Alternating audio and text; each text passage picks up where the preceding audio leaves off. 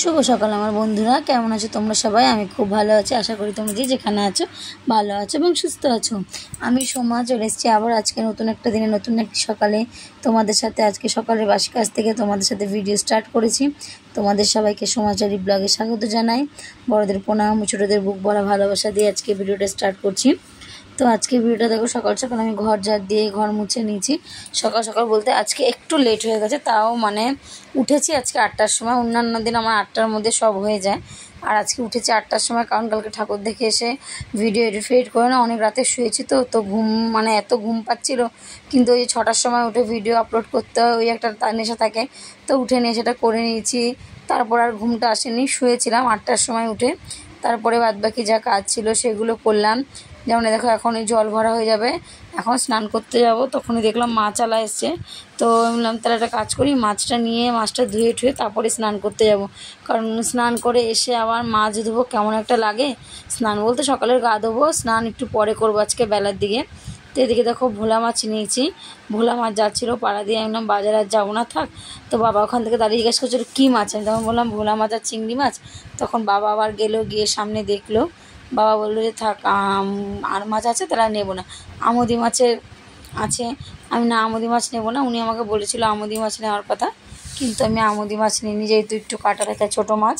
আর ছোটো মাছ খুব কম খায় আমাদের ঘরে, আমি আর আমার মাম্মা, আমি যা একটু ভালো খাই।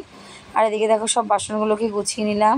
বাসনগুলো গুছিয়ে নিয়ে তারপরে দেখো, কালকে মেলা থেকে সেই ছোটোবেলাতে জেলি বলগুলো ভেজাতাম না, ওগুলি গোলাপ ফুলের নিয়ে এসছে তোমার দাদাভাই।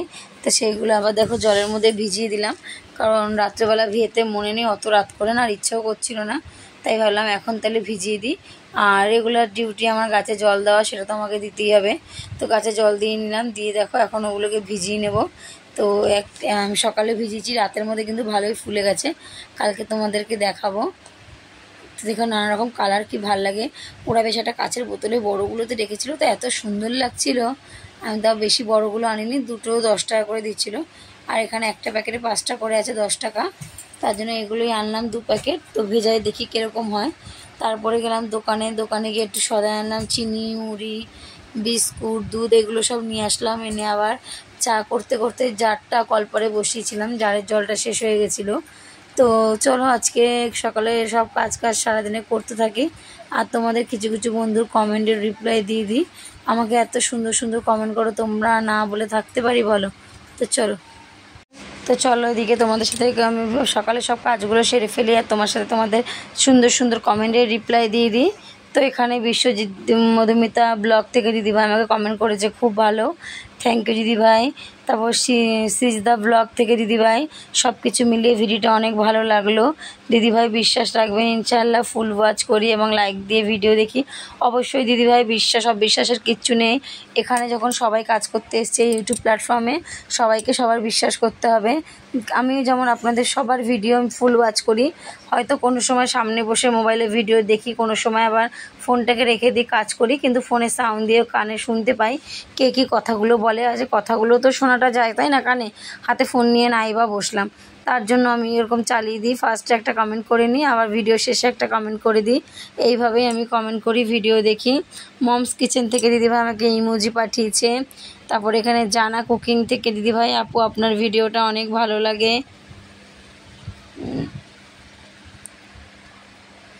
দাঁড়ান আপু, আপনার ভিডিওটা অনেক ভালো হয়েছে, সুন্দর হয়েছে, ধন্যবাদ দিদিভাই তোমাকে।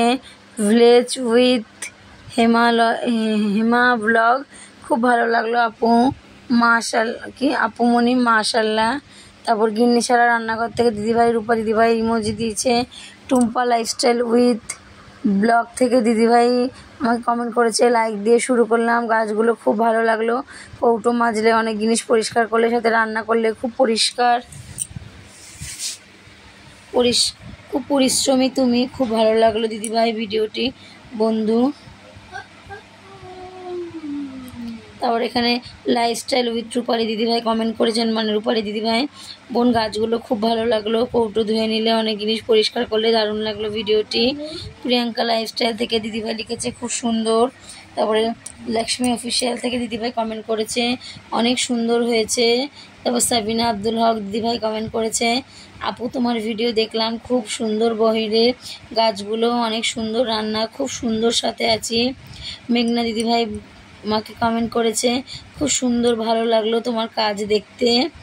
শম্পা কিচেন থেকে দিদিভাই আমাকে কমেন্ট করেছে মিষ্টি সোনা দিদিভাই আপনি অত কাজ গুছিয়ে করেন, খুব ভালো লাগলো, লাইক দিয়ে শেষ করলাম। ফ্রান্স বাংলা টিউব থেকে রেসিপিটা অনেক সুন্দর হয়েছে দিদি। তারপর এখানে কুসুম কলি ব্লগ থেকে দিদি অসাধারণ হয়েছে, খুব ভালো লাগলো। মমস কিচেন থেকে দারুণ ভিডিও, সাথে আছি। সাথী থেকে খুব সুন্দর হয়েছে ভিডিওটি, এক হাতে সব কাজ গুছিয়ে নিয়ে সব মিলে দারুণ লেগেছে, ভালোবাসা রইল, দোয়া করি ভালো থাকবেন।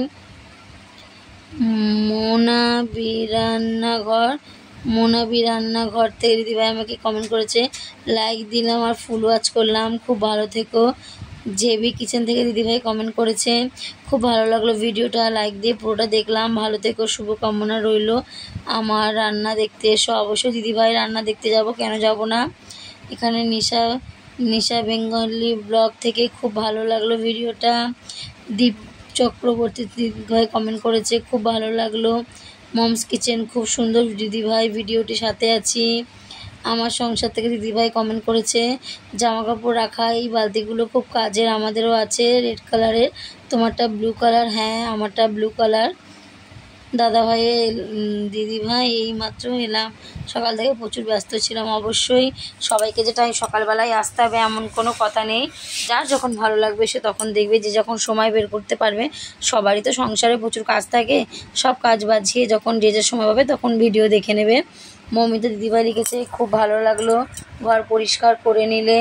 তারপর এখানে ফাতেমা ইসলাম থেকে দিদিভাই লিখেছে তোমাকেও শুভ সকাল দিদিভাই, ডিপ ক্লিনিং করে নিলে, সব কাজকর্ম গুছিয়ে নিলে। আসলে মেয়েদের জীবনটাই এরকম, সব কিছু একা হাতে করতে হয়। যাই অনেক ভালো লাগলো, আমিও নতুন একটা দিয়েছি, প্লিজ এসো। তারপর এখানে মোনাবি রান্নাঘর থেকে আমি সবসময় তোমার ভিডিও দেখি, তুলা দিয়ে থেকে প্রথম চা করলে, দুধ জাল দিলে, কাপড় মেলে দিলে, গোলাপটা খুব সুন্দর, গাছে জল দিলে, ডাল বানালে, রান্না করলে, আটার কৌটো ধুয়ে দিলে, কাপড় ব্যান্ডেজ বেঁধে দিলে দাদাভাইকে, বেডরুম ক্লিনিং করলে, ঘর ঝাড় দিলে, মুছলে, কাপড় কাচলে। ঠিক বলেছি, আগে খেলা এখন নেই গো দিদিভাই, আগের মতো খেলা নেই এখন। বাসন মাজলে, সব কত ধুয়ে নিলে এটা কি স্নান করে পুজো দিলে, মালগুলোকে ঢুকিয়ে রাখলে, কাপড় গোছালে। পুরো ব্লগটা খুব দারুণ লাগলো দিদিভাই। তো তোমাকে অসংখ্য ধন্যবাদ তুলি দিদিভাই, তুমি তোমার এত ব্যস্ত সময়ের মধ্যে আমার ভিডিও দেখে এত সুন্দর কমেন্ট করেছো। তুমি যদি কাল এই ভিডিওটা দেখে থাকো অবশ্যই তুমি দেখবে, তোমাকে অসংখ্য ধন্যবাদ। আমার সংসার থেকে দিদিভাই কমেন্ট করেছে হাতে কেন যন্ত্রণা হচ্ছে। তো তোমার দাদাভাই মালের ব্যাগ বয়, তো মালের ব্যাগটা কদিন ধরে খুব ভারী ছিল। আর তোমার দাদাভাই যে মেশিনটায় কাজ করে, মেশিনটা প্রচণ্ড ওয়েট, ওই মেশিনটাকে বারবার হাতে করে তোলা নামা করতে হয়, তো তার জন্য হাতে খুব যন্ত্রণা হয়। তার জন্য রাতে বাম দিয়ে রোলে দিই, অনেক সময় খুব যন্ত্রণা হয়, আবার অনেক সময় হয় না। তো দেখো আমি এত সুন্দর সুন্দর দিদিভাইদের কমেন্টগুলো পড়ে নিলাম, কারণ সব সময় তো সময় পাই না কমেন্ট পড়ার জন্য, তাই না। তো এখানে দেখো সব কাজ সেরে দুপুরের যত জামা কাপড়গুলো শুকিয়ে গেছিলো সেগুলো তুলে নিলাম। আর আজকে রান্না বলতে ভেবেছিলাম ভোলা মাছটা রান্না করব, কিন্তু ভোলা মাছটা রান্না করা হলো না। মা বললো মাছের মাথাটা আছে, আর মাছ দিয়ে এটা তরকারি করি, ভোলা মাছটা কালকে করব। তো যেন মাছটা রেখে দিলাম, ডাল সেদ্ধ করলাম।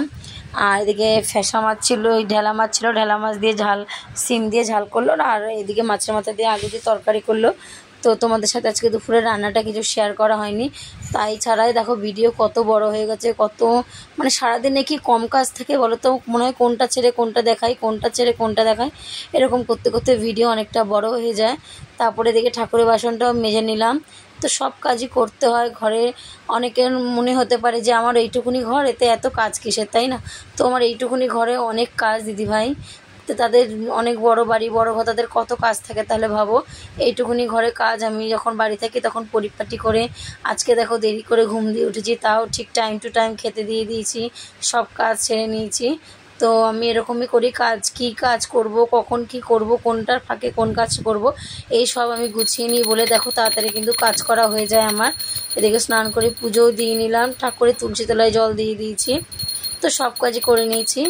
আর আজকে তোমাদের দুপুরবেলা খাওয়া দাওয়ার কোনো ভিডিও দিইনি, একবারে ডাইরেক্ট গুগলকে বিকেলবেলা মাঠে নিয়ে গেছি, কারণ গুগলের তো আজকে রোববার মাঠ ছুটি, কিন্তু হঠাৎ করে মোবাইলে মেসেজ আসলো যে আজকে মাছ আছে, সেই জন্য মাঠে নিয়ে গেলাম ছেলেকে, মাঠে দিয়ে আসলাম। দিয়ে এসে আবার বাড়ি এসে একটুখানি শুলাম, শরীরটা না বড্ড খারাপ লাগছিলো, এত খারাপ লাগছিলো। তার মধ্যে আবার মামামও পড়ে চলে এসছে, মামাম 4টে 4:30 এসছে, ওকে খেতে দিলাম, একবার সকালে খাইয়ে দিয়েছি, আবার ওকে খেতে দিলাম। তো সব কাজ A to Z। তো গুগল কিনে জানো তো দাঁড়িয়েছিলাম কিছুক্ষণ, ভাবলাম যে হয়তো মাঠে খেলা হবে না, কেউ আসেনি, তো দেখি দুটো ছেলে বসে আছে, ওরা বলছে কি রে তুই খেলতে এসেছিস? বলে কেন দাদা আজকে কি খেলা হবে না? বলছে না আজকে কোনো খেলা হবে না, মাঠে কোনো গ্রুপে মেসেজ পাঠায়নি। আনছি না, পাঠিয়েছে। তারপরে না আমি দেখছি মাঠে অনেকক্ষণ ছিলাম, কেউ আসছে না বলে গুগলকে নিয়ে বাড়ি চলে যাচ্ছিলাম। তো গুগল বললো মা ওই দেখো আমার কত বন্ধুরা আসছে, দেখি সবাই এক এক করে আসছে। তখন আবার গুগলকে মাঠে দিয়ে আসলাম, এই দেখো গুগলের মাঠে সারা মাঠে ছেলেরা সবাই মিলে খেলছে। তো এখন গুগলকে ছুটি দিচ্ছে না, রেগুলার ধরতে গেলে প্র্যাকটিস করাচ্ছে, কারণ ডিসেম্বরে ওদের মোহনবাগানে ফাইনাল খেলা আছে। তো এই নভেম্বরের 22 তারিখে একটা ম্যাচ আছে, এই ম্যাচটা থেকে যারা জিতবে 10 জন, সেই 10 জনকেই মোহনবাগানে সিলেক্ট করবে, তার জন্য রোজ প্র্যাকটিস করাচ্ছে।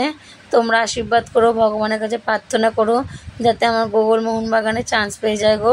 ছেলেটা আমার খুব কষ্ট করে খেলে, তো আমাদেরও সবারই ইচ্ছা যেন মানে মোহনবাগানে খেলতে পারে। তোমরা আশীর্বাদ করো, কারণ সবার আশীর্বাদ যদি ওর মাথায় থাকে তাহলে ও একদিন ঠিক পারবে। এদিকে দেখো চলে এসছে একদম রাতের বেলা রুটি করার দিকে। তো আর তারপরে কোনো ব্লগ দিনই সন্ধ্যেবেলায় চা খাওয়া, মুড়ি খাওয়া, তো এগুলো তো রোজকারের ভিডিও, তাই না? এদিকে দেখো আমি আটাটা মেখে নিলাম, তারপর তোমার দাদাভাই বাজারেই পাঠিয়েছিলাম। তো সেখান থেকে কী নিয়ে আসলো, একটু মাংস নিয়ে আসলো, মানে গুগল মাংস খেতে চাইছিল। তো ডিম ভাবছিলাম আনবো, না ডিমেরও যা দাম, তার থেকে ওই ডিমের টাকা দিয়ে মাংস নিয়ে আসি। তো অল্প একটু রাতের বেলার মতো মাংস নিয়ে এসেছিলো, আলু, তারপর কিশমিশ, ছাতু, চিনি, তেল, এগুলো প্রয়োজন ছিল, কিছু ঘরের জিনিস, সেটাও তোমার দাদাভাই নিয়ে এসছে, টমেটো, পেঁয়াজ, আলু। তো সব কিছু দেখো জায়গার জিনিস জায়গায় ঢেলে নিচ্ছি। আর ওখানে যে কৌটোটাতে রান্না করি, কৌটার নুন থাকে, ওই নুনের কৌটায় না নুনটা বাড়ন্ত হয়ে গেছিলো, আবার যেন বড় কৌটা থেকে ঢেলে নিয়েছি। তো সব কাজ A to Z গুছিয়ে নিয়েছি। এদিকে আটা মেখে নিয়েছি, তো মাংসর মশলা রেডি করে নিয়ে মাংস বসিয়ে দিয়েছি। তো আর তারপর রান্না করে যে যার মতো খেতে দিয়ে দিয়েছি। আর একটু শশা ছিল, স্যালাড কেটে নিয়েছি। তো শ্বশুরমশাইকেও রুটি তরকারি দিয়েছি, আর সঙ্গে একটু ডাল সেদ্ধ দিয়েছিলাম, সকালে ডাল সেদ্ধটা একটু ছিল, তো কেউ যখন খাবে না যেন বাবাকে দিয়ে দিলাম, কারণ বাবা ডাল সেদ্ধ খুব ভালো খায়।